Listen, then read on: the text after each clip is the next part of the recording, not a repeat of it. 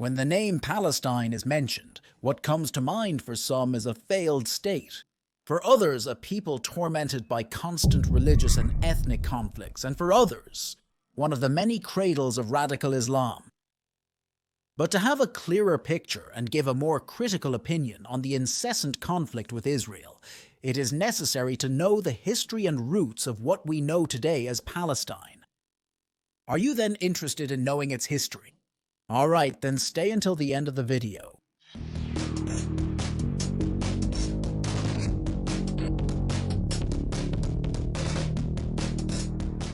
Before we start, it would be good to properly understand the current status of the Palestine. This is a country with limited recognition, recognized by 139 of the 193 United Nations member states, while most African, Latin American, and Asian countries consider it a sovereign state. The United States and Europe opt to consider it as part of Israeli territory, as a support to the Jewish state. Likewise, it is not considered a United Nations member country, but it does have permanent observer status along with the Vatican City. Territorially speaking, Palestine is divided into two regions, the Gaza Strip and the West Bank, although all the territory should be governed by the Palestinian National Authority. The first one is under the control of the Hamas organization, labeled as terrorist, by 6 countries. The West Bank, for its part, has a complicated status divided into areas with various types of control by the Israeli and Palestinian authorities.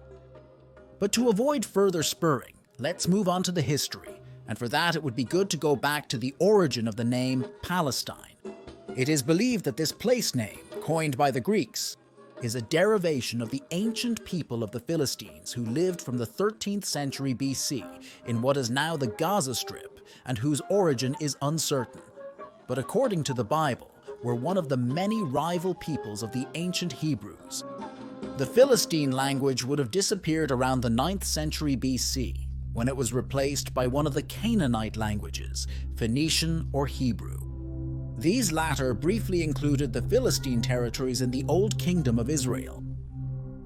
Eventually, both Hebrews and the descendants of the Philistines fell under the control of various empires, such as the Assyrians, Babylonians, Achaemenid Persians, Macedonian Seleucids, and finally the Romans. Around 140 BC, all the territory of Israel and Palestine managed to achieve a brief period of autonomy under the Hasmonean dynasty, which would be conquered by the forces of the well-known Roman consul Pompey. Eventually, the territory was turned into the Roman province of Judea, a name that comes from Judaism, Hebrews' main religion. It was during this period that Jesus of Nazareth would have been born, tentatively in Bethlehem, located in what is now the West Bank.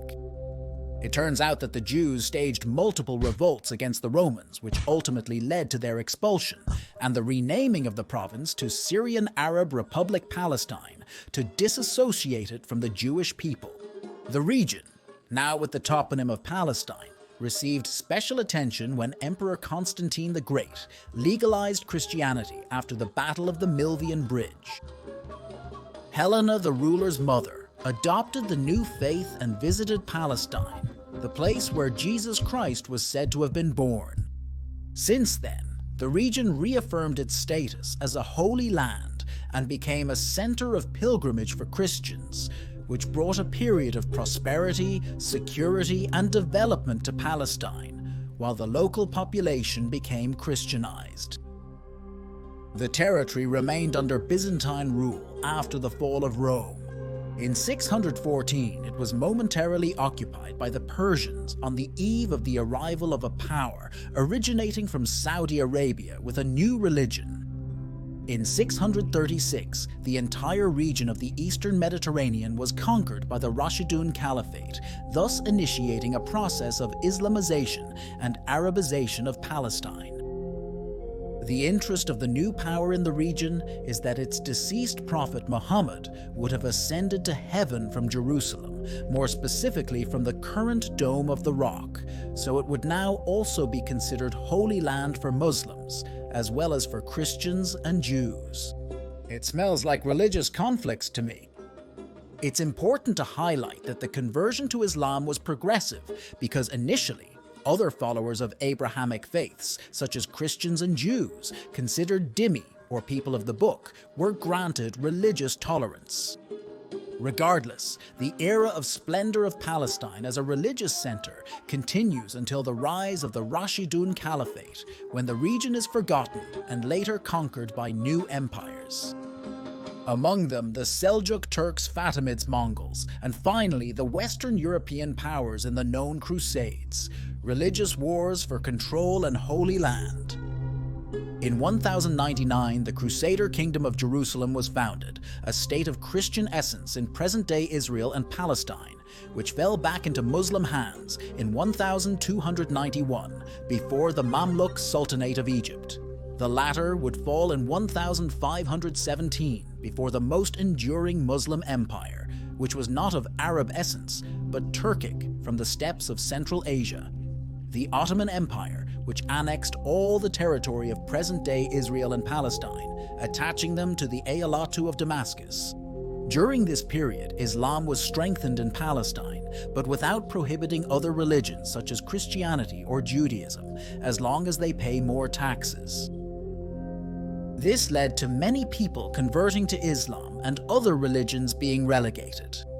With this, we move forward to the 19th century, when an ideology was born in Europe that was decisive for Palestinian history: Zionism, promulgated by Theodor Herzl, known as the father of the State of Israel. This movement advocated for the creation of a Jewish state where all these people can emigrate after centuries of discrimination. Among the various options that arose, the most talked about was Palestine, being remembered as the Holy Land also for the Jewish people, as it would have been where the prophet Moses received commandments from God. Thus, following these ideas, the first Aliyah, or mass immigration of Jews to the Holy Land, began in 1881. Remember that the territory was still under Ottoman sovereignty, who in 1872 had divided the Eyalattu of Damascus into two entities. The one that concerns us is the Mutas Arefato of Jerusalem, which approximately coincided with the current borders of Israel and Palestine. Despite the disadvantages for religions other than Islam, a second Aliyah occurs in 1904. This culminates in 1915, when the Jewish population in the territory was 13 times larger compared to 1,800. We then find ourselves in the context of World War I, when the Ottoman Empire fights on the side of the Central Powers against the Allies. This is when the British encouraged the well-known Arab Revolt in the last territories still held by the Ottoman Empire beyond present-day Turkey. In case you're wondering, the United Kingdom secures this support after promising the Arabs the creation of a single state. A promise that was not fulfilled, as the Sykes-Picot Treaty had already been signed with France, in which the territories taken from the Ottomans were divided into spheres of influence. The one that concerns us is the British Mandate of Palestine, which already included the exact borders of present-day Israel. And while this was happening, Jewish immigration from Asia and Europe to Palestine did not cease, which led to the first internal clashes between Jews and Muslims, such as the pogrom of 1920, the riots of 1929, and an Arab revolt in 1936. 3 years later, on one hand, the fifth and last Aliyah ends, after which the number of Jews exceeds 600,000, and on the other hand, World War II begins. For many, this event brings to mind the macabre Holocaust in which 6 million Jews perished. After the defeat of the Nazis in 1945, the United Nations organization was created, in whose agenda an attempt was made to formulate a solution to the issue of Jews and Arabs in Palestinian territory, which was decided in Resolution 181 for the partition of Palestine into two states, one Arab and the other Jewish. Logically, this would not be accepted by the Muslim Arabs, and a civil war broke out the day after in the still British Mandate. After 6 months, Israel officially proclaims its sovereignty. which marks the beginning of the 1948 Arab-Israeli War, to which various Arab countries such as Egypt, Syria, Jordan, Lebanon, and Iraq intervene in favor of the Arab Palestinians. Despite the tremendous numerical inferiority, the Israeli paramilitary groups and the emerging Israeli defense forces, with American support, achieve victory. And well, in the end, the support from the other Arab countries was not so genuine, because instead of supporting them regardless of the majority Arab territories that Israel could not conquer, they are annexed, the Gaza Strip by Egypt and the West Bank by Jordan. Since then, the Palestinians, now identified as an Arab and Muslim people who lived in the Mu'taz Arifato of Israel and its successor, the Mandate of Palestine, were left without a state, and about 780,000 of them who lived in territories captured by Israel had to go to other Arab countries. For its part, the nascent state of Israel approves the law of return, which encourages the migration of all Jews in the world under the promise of granting them nationality. However, all Arab countries and the majority of Muslims continued not to recognize Israel as a sovereign state, and as expected, they would attack again. However, the Israelis achieved new victories in the Six-Day War and in the Yom Kippur War, after which they occupied the Gaza Strip and Sinai, the West Bank and the Golan Heights from Egypt, Jordan, and Syria, respectively. In this context, a group of Palestinians, tired of the situation, creates the Palestine Liberation Organization, a political and paramilitary group sponsored by the Arab League, and, as its name indicates, would fight for the creation of a state of Palestine. In response to this, Israel was aware that no matter how many military victories it could have, it needed political support, so in 1978, the Camp David Accords were signed. In them, the Sinai Peninsula is returned to Egypt in exchange for its recognition as an independent nation, which was crucial for its consolidation as a sovereign state, to the detriment of the state of Palestine. In response, the Palestine Liberation Organization attacks intensify, taking refuge in neighboring Lebanon, which is invaded by Israel in 1982 as a result of an assassination attempt on the Israeli ambassador in the United Kingdom. After a new victory, the Palestine Liberation Organization is expelled from Lebanon. After so many years of abuse, the same Palestinian people in Israel rise up a few years later in the First Intifada or Stone Revolt, referring to the fact that young Palestinians used this element of defense against the Israeli army.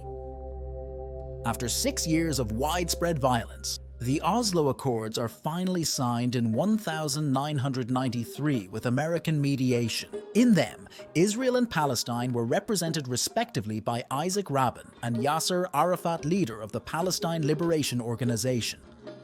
At this summit, the creation of the Palestinian National Authority with Arafat as its first president was agreed upon, in which certain sovereignty over the latter would be divided into 3 areas. A. Under full civil and police control of the Palestinian National Authority. B. Palestinian civilian and Israeli military control. C. Full civil and military control of Israel. Unfortunately, this was not enough to achieve peace. It turns out that in 1987, a group of nationalist Palestinians with radical and jihadist ideas had founded Hamas, which intensified its suicide bombings from 1994 as a show of rejection to the Oslo Accords. This spoiled subsequent negotiations between Israel and Palestine, leading to a new escalation of violence. In 2000, a new intifada begins that lasts for 5 years and claims the lives of 1,000 Israelis and 3,300 Palestinians, making it the deadliest conflict of the Israel. After a new victory, Israel orders the construction of a wall through the West Bank that even divided the capital Jerusalem. On the other hand, Israel withdraws from the Gaza Strip. The discontent of the Palestinian people after the relentless violence is still reflected in the 2006 elections, where the victory goes to the radical group Hamas, the main standard-bearer of anti-Semitism in the country. Logically, the more moderate sectors of Palestinian politics did not accept this, which led to a political separation. Hamas controls the Gaza Strip and Fatah, the group to which the more conciliatory faction belonged, which was led by Yasser Arafat. Logically, this did not go unnoticed by Israeli eyes, who consider Hamas a terrorist organization along with other countries. In 2008, a large-scale conflict begins after a series of Qassam rocket launches from Gaza into Israeli territory.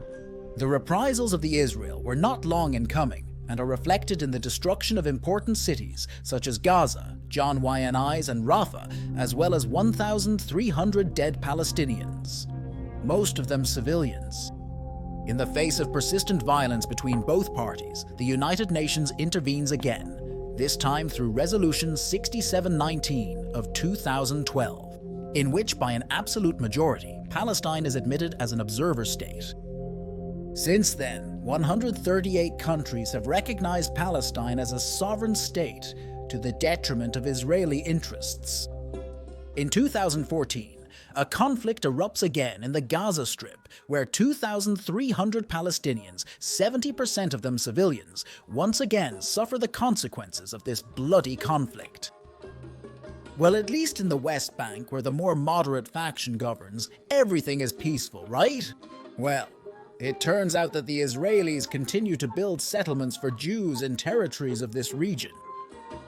Logically, this infringes on the sovereignty of the Palestinians, increasingly difficult, even in their own country, not to mention that those who remain scattered throughout Israel are treated as second-class citizens. For this reason, conflicts, skirmishes, and protests have not stopped on both sides of the country. Palestine is then a failed state and continues in a tireless struggle within a complex context that lends itself to all kinds of interpretations and opinions on the matter. Be that as it may, there is no doubt that there are still innocent people who continue to suffer the consequences of the conflict, without the hope that all this nightmare will end in the short term.